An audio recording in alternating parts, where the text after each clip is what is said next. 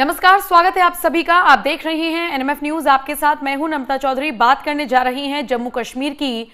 जम्मू कश्मीर के मुख्यमंत्री उमर अब्दुल्ला ने खुद को नजरबंद किए जाने का आरोप लगाया है केंद्र सरकार पर, और इसी के साथ कुछ तस्वीरें उन्होंने साझा की हैं। बाकायदा वो एक ट्वीट करते हैं। ट्वीट के जरिए वो ये बताने की कोशिश कर रहे हैं कि उनके घर के मुख्य द्वार के बाहर इस तरीके से पुलिस तैनात थी, और उनका यह भी आरोप है कि उनको नजरबंद किया गया है। अब सवाल यह उठता है कि आखिर इतनी पुलिस घर के बाहर तैनात क्यों हुई और अब्दुल्ला के इस दावे में कितनी सच्चाई है। लेकिन उससे पहले आपको यह भी समझना होगा कि खबर यह भी मिल रही है कि सुरक्षा को देखते हुए, सुरक्षा के लिहाज से यह कदम उठाया गया था, नजरबंद किसी को नहीं किया गया। और ज्यादा जानकारी लेंगे, मेरे वरिष्ठ सहयोगी पंकज प्रसून मेरे साथ जुड़ रहे हैं। पंकज जी, उमर अब्दुल्ला ने बाकायदा एक ट्वीट किया है, और बाकायदा हम एक न्यूज़पेपर का पोस्ट भी अभी शेयर कर रहे थे, आपस में डिस्कस कर रहे थे, जिसमें लिखा है गवर्नमेंट लॉक्स गवर्नमेंट। क्या ऐसी वजह हुई कि तैनात किया गया जम्मू कश्मीर पुलिस को अब्दुल्ला के घर के बाहर? नम्रता, इस रविवार को जब हमें और आपको पता भी नहीं होगा, कश्मीर के न सिर्फ मुख्यमंत्री बल्कि मुख्यमंत्री के अलावा फारूक अब्दुल्ला, उसके अलावा विपक्ष के तमाम नेता जैसे पीडीपी चीफ जो है महबूबा मुफ्ती, चौधरी रमजान जो मिनिस्टर हैं वो, अल्ताफ बुखारी, सज्जाद लोन और एमएलए जितने भी विधायक हैं, सबको हाउस अरेस्ट किया गया था, नजरबंद किया गया था इस रविवार को, और देश को पता तक नहीं चला। कल? हाँ, कल। और तमाम नेताओं के ट्वीट्स देख लिए, हर कोई ये कह रहा है कि हमें हमारे घर के अंदर ही अरेस्ट किया गया है, न सिर्फ सरकार बल्कि अपोजिशन भी। अब सवाल यह पैदा होता है कि नजरबंद थे या वो सब झूठ बोल रहे हैं, क्योंकि भारत सरकार की तरफ से, कश्मीर के गवर्नर की तरफ से एक भी स्टेटमेंट नहीं आया है हाउस अरेस्ट का। बिल्कुल। लेकिन तमाम नेताओं ने आरोप लगाया कि बिना ऑफिशियली कुछ बताए हुए सभी विधायकों को, चाहे वो पक्ष के हैं या विपक्ष हैं, कश्मीर घाटी के जितने हैं, सबको उनके घरों में नजरबंद किया गया था। उनके घरों के आगे पुलिस का पहरा था, उन्हें घर से निकलने की इजाजत नहीं दी गई। अब बहुत सारे लोग पूछ रहे हो क्यों ऐसा क्यों किया। बिल्कुल, मेरा भी सवाल है, क्या क्यों? क्यों? क्या कश्मीर में कुछ बड़ा होने वाला है? क्या 370 की तरह की कोई तैयारी की जा रही है? क्योंकि हाल ही में अभी 2-4 दिन पहले अमित शाह गए थे कश्मीर, और उन्होंने बैठक वगैरह की थी। मैंने भी कश्मीर के अपने जो दोस्त पत्रकार हैं उनसे पूछा कि हाउस अरेस्ट हुए हैं क्या। उसने कंफर्म किया कि हुए हैं। मैंने पूछा क्यों हुए हैं, फिर उसने जो कहानी बताई और हैरान करने वाली है। जब आप श्रीनगर के डाउनटाउन में जाइएगा तो वहां एक शहीद ग्रेवयार्ड है। 13 जुलाई 1931 जब इस देश में अंग्रेजों का राज था, तो वहां डोगरा रेजिमेंट्स के जवानों ने, जो डोगरा सोल्जर्स जो होते थे वो ब्रिटेन के लिए काम करते थे, ब्रिटिश के लिए काम करते थे, उन्होंने कश्मीर के स्थानीय मुसलमानों पर गोलीबारी की थी 13 जुलाई 1931 को। उस गोलीबारी में 23 कश्मीरी मुसलमान मारे गए थे, और उन्हीं मुसलमान जो मारे गए थे उन्हीं की याद में एक शहीद स्मारक बनाया हुआ है, और उस घटना को कश्मीर का जलियांवाला कांड कहते हैं।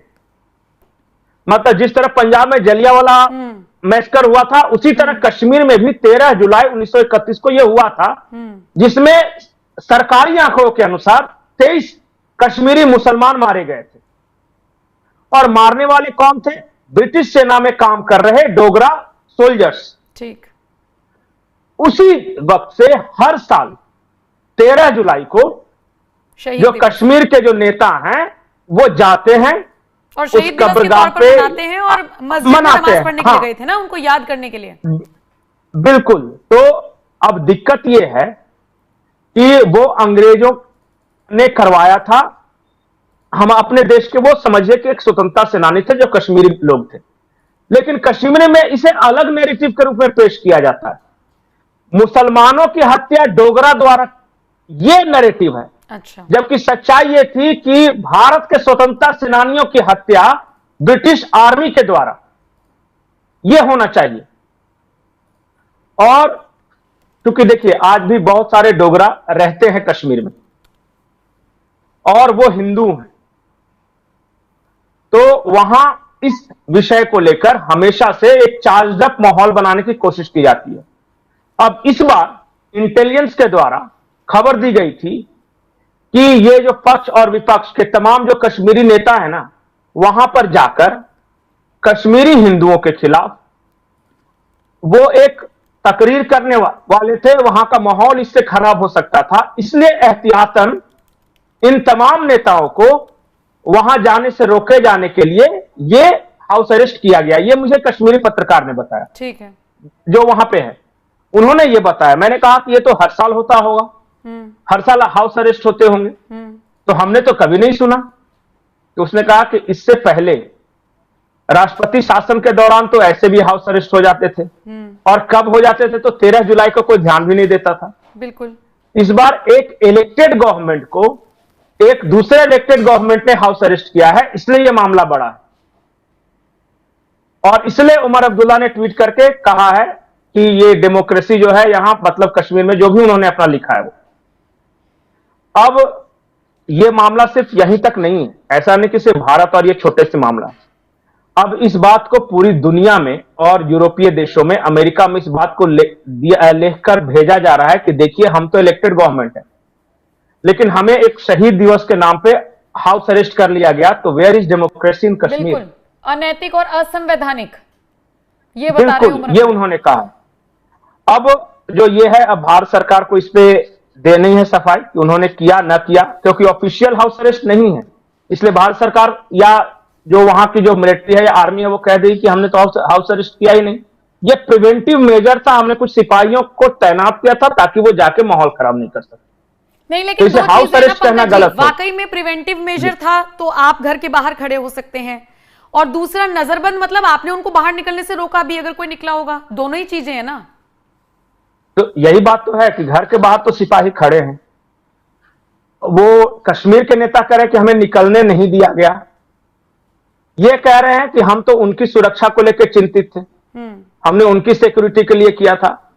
अब यही आरोप प्रत्यारोप है। लेकिन एक बात है कि कल रविवार को 13 जुलाई को कश्मीर घाटी के तमाम जो मुस्लिम नेता थे और सभी विधायक को अपने घर से बाहर नहीं आने दिया गया। और फिर बहुत सारे एमएलए तो बहुत आरोप लगा रहे हैं कि हम तो निकलने की कोशिश किए तो हमें दोबारा धमकाया गया, मारा गया। यही अब लोग ये सवाल कर रहे हैं, खास करके महबूबा मुफ्ती ने पूछा है कि प्रधानमंत्री एक शब्द का इस्तेमाल करते हैं, दिल की दूरी।